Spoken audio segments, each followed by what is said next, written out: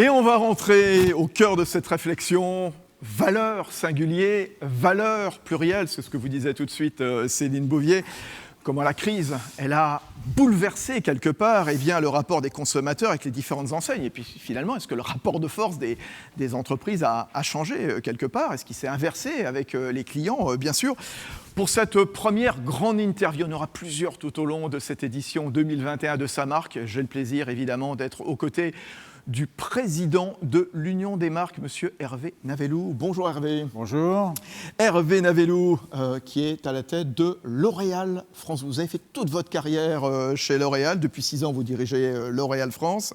La France qui est le 3e pays derrière les États-Unis et derrière la Chine en termes de chiffre d'affaires. Un petit mot d'accueil peut-être pour tous ceux et celles qui nous regardent aujourd'hui ce matin. Merci d'abord de m'accueillir et puis bravo aux équipes de l'Union des marques qui ont organisé cet événement avec votre aide. Je trouve que les sujets sont passionnants, on va en parler. Et il y a effectivement un plateau de grande qualité, donc j'espère que toute l'audience qui nous écoute va l'apprécier, en profiter. Je crois qu'il y a beaucoup de très très bons insights. Ouais, et réagir, en effet, on le rappelle, le hashtag Sa Marque 2021, y compris pour réagir sur tout ce que va vous expliquer dans un instant Hervé Navellou. J'ai pas mal de questions, Hervé. On parle de dialogue. Si je vous dis dialogue entre les marques et ses publics, vous me répondez quoi dans le contexte actuel? Alors, justement, parlons d'abord du contexte. On vit une époque assez ambivalente, à la fois une époque de suspicion, de doute, de crainte, de tension, l'angoisse de ce que sera demain, l'urgence climatique, la crise sanitaire qui montre qu'il n'y a pas de risque zéro, une forme d'instabilité au niveau des États, de la société en général. Donc ça, c'est un premier point. Et puis en même temps, on vit dans un monde exponentiel, où on voit l'accélération de la science, de la tech, qui transforme quand même progressivement les modes de vie, les usages. Et quand je regarde ça, moi, y compris dans notre secteur, la beauté par exemple, deux choses qui sont assez frappantes, très simples, l'accélération de l'e-commerce, qui est en pleine explosion. C'était pas grand-chose il y a encore 4 ans, et déjà en France, ça sera 20% de notre activité. Attendez, 20% de l'activité de L'Oréal en France, c'est du e-commerce maintenant. Ça va l'être en 2021 probablement. Bravo. Et on ira probablement vers 30% d'ici 2022 dans certaines de nos activités. Donc c'est quand même un vrai changement de paradigme, et c'est vrai que quand vous faites de l'e-commerce, la relation avec le consommateur n'est plus la même. Donc ça, c'est un premier point. Bien sûr, le monde digital aussi, et donc l'approche média, qui change évidemment complètement. Et puis troisième exemple, l'avènement aussi de l'intelligence artificielle qui enrichit les services. Par exemple, chez nous, l'expérience menée, enfin c'est pas l'expérience, les projets qu'on a menés avec une start-up qu'on a acquise au Canada il y a un peu plus de 5 ans, Modiface, et qui nous permet aujourd'hui de créer des applis de simulation virtuelle en maquillage, des applis de diagnostic peau que les consommateurs peuvent consulter online à tout moment. Chez eux. Et donc ça transforme vraiment profondément la relation avec le consommateur. Ça transforme aussi complètement nos métiers de conseil. Donc voilà, un monde très ambivalent et, à mon sens, aussi du coup, l'importance pour les marques de repenser un peu leur logiciel dans l'interaction avec leur public. Ouais, vous l'avez dit, il y a du bon, il y a du moins bon, tout ça va très très vite. Il y a la tech, l'intelligence artificielle, Modiface, qui est déjà réalité chez vous. C'est exceptionnel, tout ce que vous nous dites. Le e-commerce, une vente sur 5 à terme, enfin tout ça est totalement époustouflant. 50% en Chine. Ça bouleverse notre vie à tous, quelque part. Les citoyens, le consommateur, les entreprises, les acteurs politiques, les médias également, puisqu'on s'adresse aussi aux médias ce matin au travers de Sa Marque. Qu'est-ce que ça change? Qu'est-ce que ça implique concrètement maintenant pour les marques que vous représentez? Vous êtes le président de l'Union des marques. Alors moi je pense d'abord une marque, pour rester forte, elle doit garder son sens du produit, elle doit défendre ses valeurs, et elle doit aussi garder sa capacité à innover. Ça, il ne faut quand même juste pas le perdre de vue, dans cette période un petit peu troublée.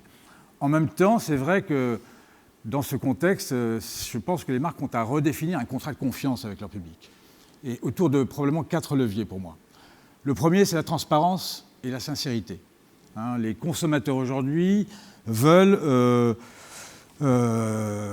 connaître l'envers du décor, veulent comprendre qui est derrière, veulent comprendre comment les marques produisent, conçoivent, agissent. Et donc ça, c'est très important. Et c'est à la fois être transparent, mais aussi être sincère. Ça me paraît être le premier élément.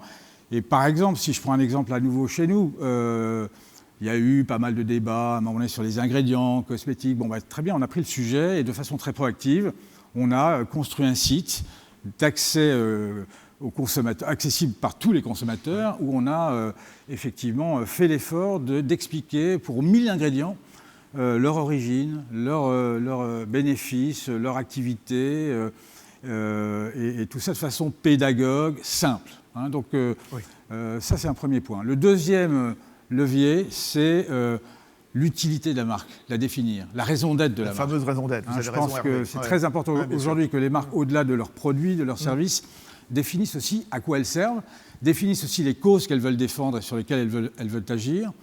Bon, elle a aussi d'autres exemples, puisque je m'occupe du groupe en France. Par exemple, des marques comme L'Oréal Paris, qui ont toujours combattu pour l'empowerment des femmes, eh bien, a développé tout un projet qui s'appelle Stand Up, et qui vise à effectivement agir contre le harcèlement de rue. Et on est en train de le monter en puissance. Même chose, Lancôme, qui se bat pour lutter contre l'illettrisme dans le monde, et en France notamment. Ou enfin même La Roche-Posay, qui au-delà des produits et de la recherche et de ce qu'elle fait en dermocosmétique, se bat aussi pour aider les femmes atteintes du cancer. Donc ça, c'est des choses, je pense, aussi très importantes, au-delà du produit, des services, donner du sens à ce que l'on est, à ce qu'on apporte à la société. L'utilité de la raison d'être. Absolument. Et puis le troisième levier, c'est la responsabilité sociétale et environnementale, absolument clé. Jean-Luc en a parlé, et je pense que ça, franchement, pour toutes les marques, tous les secteurs, c'est un sujet. C'est une question même de conscience, de conscience et de responsabilité morale. Alors, ce que je crois important dans ce domaine-là, c'est qu'il faut s'engager avec des objectifs forts, clairs, et en même temps une vraie méthode et des instruments de mesure. Parce qu'en parler, c'est bien, mais après, il faut se doter d'une vraie méthode. Bien sûr, des preuves. Et là aussi, nous, par exemple, si je reprends l'exemple du groupe, on a récemment annoncé le programme L'Oral pour le futur. On était déjà très actifs dans ce domaine depuis 15-20 ans. Là, on se redonne des ambitions fortes à l'horizon 2030, avec un programme très ambitieux, à la fois pour réduire nos émissions CO2 par produit, nos déchets, nos consommations d'eau, notre consommation plastique, pour aussi régénérer la biodiversité. Donc on prend des engagements assez forts et qu'on respectera. Et ça va même jusqu'à la recherche, où on a engagé maintenant notre recherche et tous nos laboratoires sur un projet Green Science, qui vise là aussi à avoir des ingrédients complètement renouvelables et d'origine végétale ou renouvelable. Donc voilà, donc ça c'est vraiment quelque chose de très important. Et d'ailleurs, l'Union des marques, vous le savez, est très mobilisée sur le projet FAIR. FAIR, bien entendu. Jean-Luc en a parlé. Moi, je pense que c'est un magnifique projet. Je voudrais d'ailleurs que l'ensemble des adhérents et des marques qui adhèrent vraiment de façon massive, on doit prendre le lead là-dessus. Ça ne peut pas être qu'un seul débat politique. Les marques au quotidien, les entreprises au quotidien doivent montrer l'exemple. Elles sont là. Donc on l'a vu, utilité, raison d'être, RSE également, information. Et puis quatrième levier, point, c'est la proximité, l'interaction permanente la fameuse proximité. Avec ses communautés, avec son audience. C'est vrai qu'on parle beaucoup des digital native brands, elles sont nées comme ça. Là aussi, nous-mêmes chez nous, on a des marques très en lien avec leur communauté qui, plus que faire du média classique, en fait, entretiennent cette relation permanente, always on avec leurs fans. C'est très important aujourd'hui et c'est quelque chose qui crée aussi de la confiance. Voilà, donc les 4 points, bien sûr. Et puis on n'oubliera pas aussi le mieux vivre des gens, bien entendu aussi, ça c'est un point important. On a vu le challenge. En guise de conclusion, Hervé Navellou, alors L'Oréal est une marque bien installée depuis des décennies, voilà, très bien. Il y en a d'autres qui vont se succéder ici à l'Union des marques. Ça serait quoi votre conseil que vous donneriez à une jeune marque, une nouvelle marque, compte tenu de toutes les préoccupations que vous avez soulevées très justement il y a quelques instants? Bon, moi, j'en donnerais 3. Le premier conseil, c'est d'abord ne pas perdre de vue qu'il faut apporter avant toute chose de la vraie innovation, de quelque chose de nouveau, de différent, et toujours un supra de qualité qui améliore la vie des gens. C'est quand même la raison d'être première d'une marque ou d'une entreprise dans son domaine. Donc ça, c'est vraiment important. Le deuxième conseil, c'est d'avoir un point de vue et des engagements fort et sincère qui fédère l'interne et sa communauté et son audience de consommateurs. Et notamment, je parlais encore une fois des engagements en matière de responsabilité sociétale et environnementale, c'est très important.